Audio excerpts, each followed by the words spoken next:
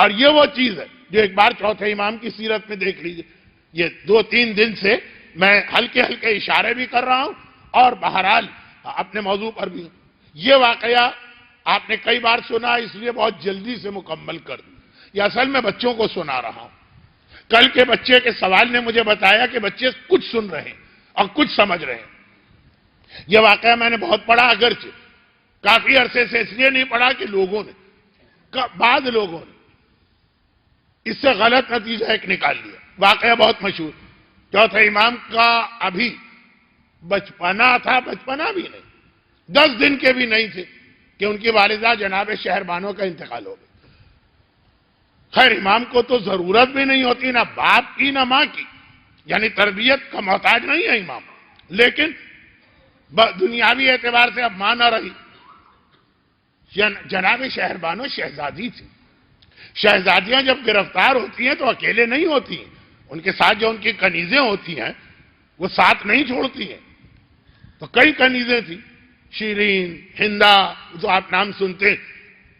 آقا حسین شہربانو کے انتقال کے بعد سب کو آزاد کر دی، مگر ایک کنیز نے کہا کہ نہیں، آقا مجھے اپنی آقا زادی اور شہزادی کے اس بچے کو پالنا. محتاج نہیں ہے، مگر رسول خدا کو ام ایمن نے پالا کہ نہیں پالا جناب آمنہ کے انتقال کے بعد. مگر حسنین فضہ کی نگرانی میں بظاہر پروان چڑھے کہ نہیں شہزادی کے وفات کے بعد. تو دنیا تو یہ کنیز. اب امام اس عمر پہ پہنچ گئے اور وہ کنیز اتنی ہی ضعیف ہو گئی. امام کا دسترخوان ابو حمزہ صومالی کے حوالے سے 2 دن پہلے بھی ذکر ہوا. فرماتے ہیں کہ میں یہ نہیں چاہتا کہ یعقوب کی کہانی میرے گھر میں ریپیٹ ہو.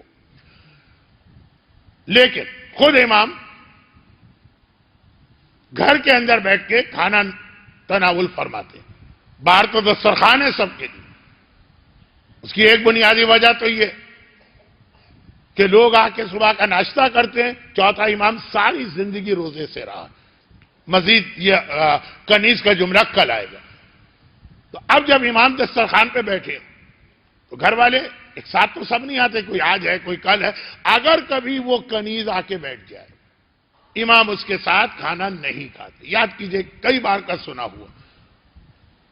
ایک دن ہمت کر کے کسی گھر والے نے پوچھ لیا، مولا آپ کا صبر مشہور اور آپ کا اخلاق مشہور اور آپ اپنے دادا کی مکمل تصویر، اگر کوئی غلطی ہو بھی گئی ہے تو نظر انداز کیجئے، معاف کیجئے.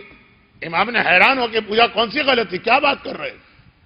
کہا یہ جو کنیز جس نے آپ کو ساری زندگی پالا اور آپ نے بھی، جو اہل بیت کا اخلاق ہے، ہمیشہ اسے امی میری ماں کا،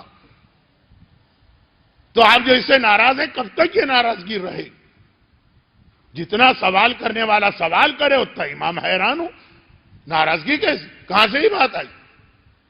میں بہت بات کو پھیلا بھی رہا ہوں اور پھیلا نہیں بھی رہا ہوں. خبر کہاں سے آ گئی؟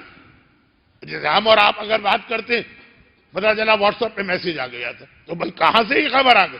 کہا مولا ہم نے دیکھا آپ کبھی ان کے ساتھ دسترخوان پہ کھانا تناول نہیں فرماتے، اگر بیٹھ بھی جائیں تو بیٹھ جاتے ہیں. کہا ناراضگی نہیں ہے، ان کا احترام ہے. کھانا سجا ہوا، ہو سکتا ہے کسی روٹی کی جانب میرا ہاتھ بڑھ گیا، لیکن اس سے پہلے ان کے دل میں خیال آیا ہو کہ روٹی تو مجھے لینا. ان کے دل میں خیال آیا، ان کی پسند کی چیز پہ میرا ہاتھ چلا گیا، کہیں یہ بھی اللہ کے یہاں ماں باپ کے حق میں کمی نہ لکھی جائے. یہ کون سی ماں کا تذکرہ جو حقیقی ماں ہی نہیں. ایک رشتہ، نسبت والا رشتہ. لیکن معصوم، جو بات میں کہنے جا رہا تھا کہ معصوم نے کہا بعض چیزیں قابل احترام ہوتی ہیں، غلط بھی ہو جھوٹی بھی ہو. برحمتك يا أرحم الراحمين وصلى الله على محمد وآله الطاهرين.